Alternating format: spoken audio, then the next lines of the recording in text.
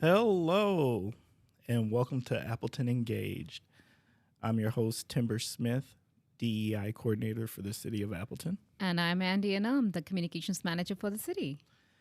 And Appleton Engaged is a podcast that explores the many people, organizations, and resources that make our community a great place to live, work, and play. So whether you're a longtime resident or just getting to know Appleton, join us as we learn more about our community together. Absolutely. Whether you're seeking inspiration, information, or ways to get involved, this podcast is your go-to resource. And we are thrilled again to have another fantastic guest with us. Timber, tell us. Facts. We do. Another great guest.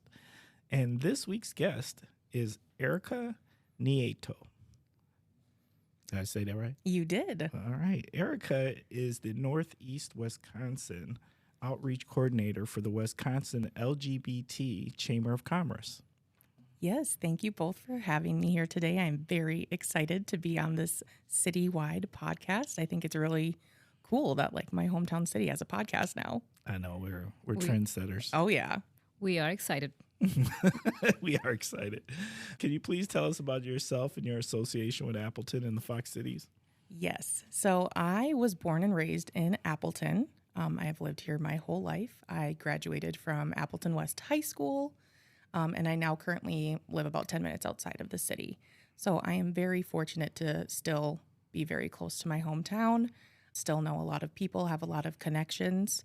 And now with this new position that I'm in as the outreach coordinator for the Northeast region, it's been really great to even further connect with the community, learn more about the community, and about just all of the great people doing such important work in this region.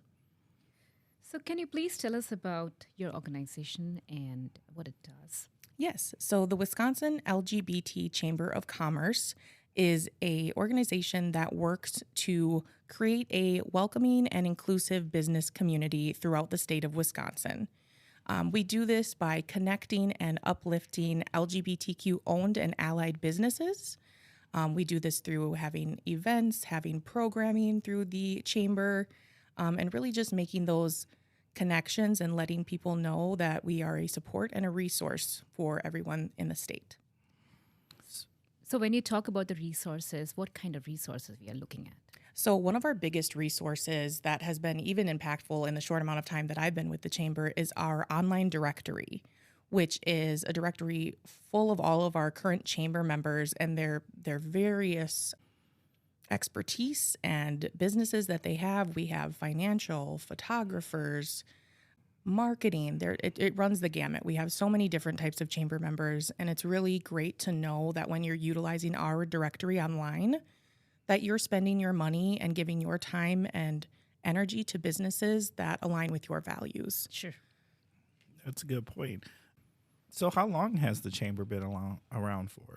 The chamber was started in September 2012, so we're actually coming up on our 11-year anniversary. Oh, okay. Yes, it was started back in 2012 by our president and CEO, Jason Ray. And he started it because he was actually noticing this gap within both the business community and the LGBTQ plus community. And just there was this lack of connection, lack of cohesion and networking. And he saw this, recognized it, and wanted to do something about it.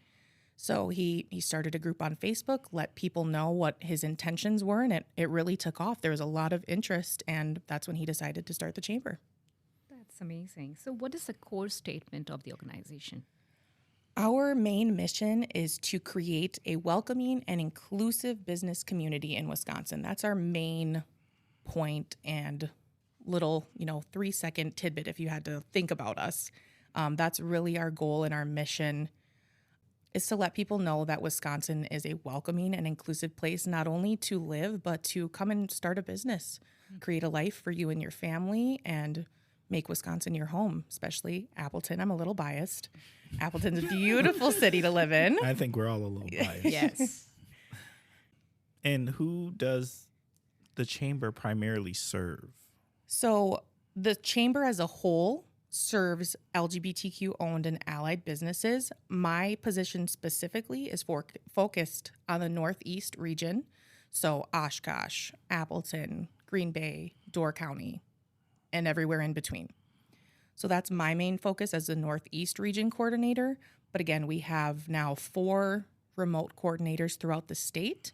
So we are hoping to make more of a presence, gain more members in more remote areas, just to create a wider network and a wider, inclusive, welcoming community. So, what all other information you want to give to the listeners, like, what kind of initiatives you are taking in this area and any challenges you are facing? Yeah, so one of the big things that we've been focusing on since our expansion has been scheduling coffee connections throughout the state. They're really laid back, 8:30 to 10 in the morning, just coffee networking events that we're doing. They're a really great opportunity for us to, one, showcase some of our current members because we hold them at current member locations. So that's a great way for them to speak on their business a little bit, get a little attention focused on them. And then a great opportunity for people to have a quick, before work in the morning, networking opportunity with people from all over the state potentially. Really, it's open to any chamber members. It's also open to the public. We just ask that you register ahead of time. Most of our events and things that we do are open to the public. Tickets are available for the public, just at a different rate. And then again, registration is open to the public always. So we definitely encourage community participation, even if you don't have a business and aren't a chamber member. What I want to ask is, I want to go back to the guide that you said is available. Yeah. That guide is open to anyone in the public, or do you have to be a chamber member to have access to that guide? So if you want to use the directory, that you can go to our website at lgbtchamber.com, and it's right there for anybody to use. The directory itself does only have current chamber members on it. Right. Not all businesses that would be LGBTQ owned or allied, just who we have as chamber members. That makes sense. So, do you announce these events on your Facebook, or is there, sometime it's like once in a month, the first week of the month? So, how these coffee hours work? So we're kind of changing it up. We like to do them earlier on in the months, Sure. but different dates, different locations in the regions, and everything is generally announced on our social media. So we have a Facebook page, Instagram page, and a LinkedIn page, as well as our website. Okay. And our website does have our chamber calendar, which has all of the events that we would be throwing, as well as a community calendar where chamber members can also add any events that their businesses are having as well. Sure. So those are both really great areas to look if you're looking for something to do, looking for events to support any of these businesses. The community calendar is a great place to look. So, listeners, if you're looking for for knowing the calendar for the organization, you should go to their website or look at their social media handles to get more information. Areka, can you please share a narrative that'll help our listeners understand the importance of the chamber? Absolutely. This is an example that was actually given to me by one of my colleagues as I've been with the chamber for a short period of time. So I connected with him on this and asked him, and he gave me a really great example of a mother who lived in Texas, and her child had recently moved to the Milwaukee area. And, just being physically so far away, she wanted to help and support her child in any way that she could. So she reached out to the chamber and was looking for an inclusive photographer that would be willing to help them get some engagement photos done. So because of all of our resources and our big network of chamber members, we were able to refer her directly to a local business, and they were able to connect and get their pictures taken. And I just think that's a really beautiful thing that somebody who lives across the country can call us, and we can be a resource to connect them to local businesses here that they would probably otherwise have no idea about. So that's really great that we can be that kind of connection for LGBTQ owned and allied businesses and give them these opportunities that they maybe otherwise wouldn't have had. Absolutely. This is a beautiful interconnection, which transcends the state borders. And I think that's a beautiful thing to see and learn. There definitely is power in connection. Absolutely. Are there any upcoming events, engagements, or opportunities? Absolutely, there are. Oh, okay. So we have our coffee connections planned through about the end of the year. I think December we are planning our holiday soiree, which is a bigger event that we have. So that's being developed. But the coffee connections, like I mentioned earlier, those will be noted on our chamber calendar on our website. So they happen in all of our regions. They move around from different chamber locations, but they happen 8:30 to 10 in the morning. Like I said, just a quick little before work networking opportunity. So check those out on our chamber calendar for the dates and locations on those. And then also something that is in the works right now is our annual business awards that will be happening in late September. And this is an event where we take some time to celebrate all of the various accomplishments with and for LGBTQ owned and allied businesses and what they've done for the community. So is there anything community can do to help you in your mission? Yes, I think the biggest thing that our community can do for us is to get our name out there and let people know that we exist as a resource for the community. We are statewide, but most of our work has been based in Milwaukee and Madison up until now.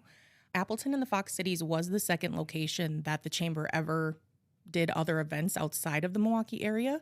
So it is very, very close to our chamber's heart to pay a special attention to this area and really do a lot of work here, make ourselves visible, so people can really utilize that directory again to make sure that they're spending their money and giving their energy to businesses that share their same values, as well as our job board online. We have a great job board where our chamber members can post available positions. Ooh. So if you're looking for any jobs and want to know that your employer, again, is somebody who has a welcoming and inclusive environment and will respect you and respect your life and your rights, it is a great place to look for job opportunities as So well. do you have any message for the businesses? How they can come to the website, register themselves so that they can show that they're LGBT friendly? Yeah, how can they contact you? Right. Absolutely.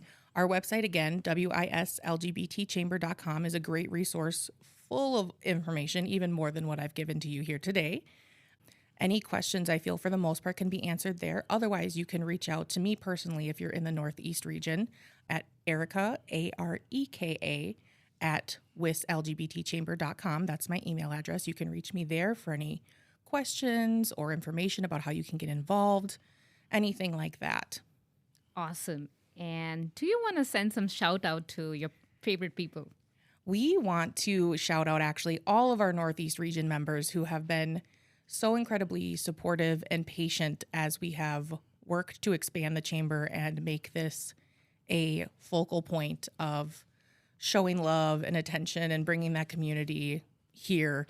As again, this was the second area the chamber really expanded to, and we just want to show our appreciation for that and show our businesses and chamber members as much love as we can. Awesome. And before we wrap up, do you have any message for the community? I am proud to be an Appletonian. I'd love that. Yes. The facts. I wish I could say that. I can't claim it. I can't claim I'll it. let you claim it. You can have it. This is the Appleton Engaged podcast. We're all Appletonians. We are, if Absolutely. you are listening, yes, you are. Facts. I like that. All right, we're going to start wrapping up. As listeners know, this is a work in progress. Please feel free to reach out to us. Let us know how we're doing. We're always trying to improve. We do take everything that is sent to us seriously. And if you've got any suggestions for future guests, or if you would like to be a guest, email us at diversity@appleton.org. Once again, that is diversity@appleton.org. Also, one more ask to our listeners out there. Please take time to subscribe to the podcast. Leave us a review. Let us know how we're doing and help us raise our profile, because we really think we have something special going on here, and we would really like more people to learn about Appleton Engaged. Absolutely. So, Appletonians, thank you for being part of the Appleton Engaged community. Until next time, stay engaged, stay inspired, and keep making a difference.